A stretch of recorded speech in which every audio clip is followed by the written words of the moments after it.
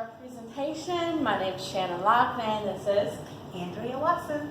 and we are going to go over the case of Luke Brandon, our bully. All right, it's a very beautiful PowerPoint, by the way. All right, so meet Luke. He's a 7th grade boy. He's 13 years old. He goes to Long Beach Middle School, and he has two parents that work in the Long Beach School District. He has two older siblings. One is a brother who's a few grades above him, and a sister who just recently left for college. Luke is having a hard time with the fact that his sister has left, and he's also been diagnosed recently with ADHD. Oh, he likes to play Fortnite. He is active in school sports such as football, and then the school district puts on baseball. And he's recently started bullying this pretty cute little redheaded girl with freckles and glasses. Her name's Stacy, and to protect her identity, we did not disclose her last name. She's also in the 7th grade. She's 13 years old, goes to the same school as him. She's very academically smart, but she's very quiet, doesn't have a lot of friends, and stays to herself. Luke has recently started bullying her. He's pushed her down a few times and has tripped her, that type of thing. And then he's also started saying that she's a heifer and telling other classmates that she smells like cat pee. And so, yeah, calls her a heifer and says she smells like cat pee.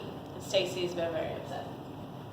So our CIAO question is, based on the bullying and his recent diagnosis and changes to his family, is what intervention might work best for him to discover other ways of dealing with the changes in his life. So we found 5 articles, 3 to support our primary.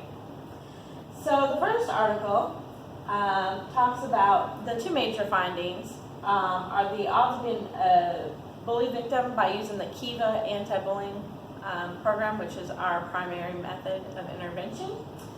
So it talks about how they're 1.5 to almost 2 times more likely to be bullied in a school not using that preventative model. Also, they're saying that there's anywhere between 8 to 41% of changes in bullying with this method. That was the first article, which is, I'm not going to read you the name of the article because it's on here.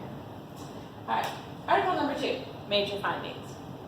This is also about the Kiva anti-bullying program, and the major findings in this article was that students who were part of this program reported less bullying issues, and that they're seeing that cyberbullying is often linked to classroom time. So, okay.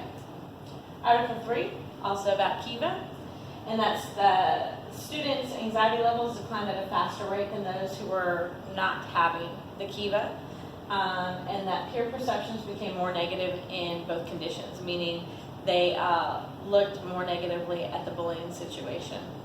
And we know that based on this study and other studies that students who are being bullied have higher rates of depression and anxiety. All right, Article 4, this is talking about the Olweus method. We did not go with the Olweus bullying prevention program, but it is our secondary choice. And the major findings of this was that 6th grade students were more likely to feel sympathy and want to help victims of bullies when using this method, but they didn't find any differences based on race or grade. Article 5. Also about the Olweus is that the overall bullying was showing an upward trend in experimental schools, but when they broke them apart separately, they saw that there was different ways, like the all-girls school had more bullying in one, and then in the control group it didn't, that type of thing. And that in the control group schools, bullying was increased at the all-boys school and all-girls school, but it declined in the co-ed school. And so Andrea will talk a little bit about why we didn't choose the Olweus as our primary in just a moment. Oh, well, right now she's going to talk to you. Go ahead, Andrea. Thank you. So, the Kiva anti-bullying program We chose it because it's evidence-based, it's preventative in current bullying situations, it's internationally recognized, and its structures include all students, faculty, and the family. And so the OLIS, we did not select. We selected it as the alternative, but it was too vague and the research wasn't consistent. So that's why we chose it as a secondary. And so for our logic model, indicator number one is that we were going to use the Kiva, and we would have Luke come in like once a week and fill out a paper like like a little survey, how he's feeling, and stuff like that, from the Kiva research. And we would do the sessions weekly for the whole 9 months of school. And hopefully by the end of the school year, he is no longer being physical or name calling. And so our second indicator would be that we would also meet with Stacy once a week and let her do almost the same type of questionnaire and see if how the bullying is decreasing weekly, and by the end of the school year that it has stopped. And these are our graphs. This is the baseline.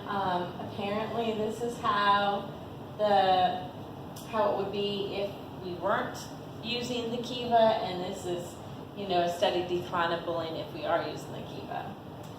And, thank you from all of us. Thank you. And there's our reference page.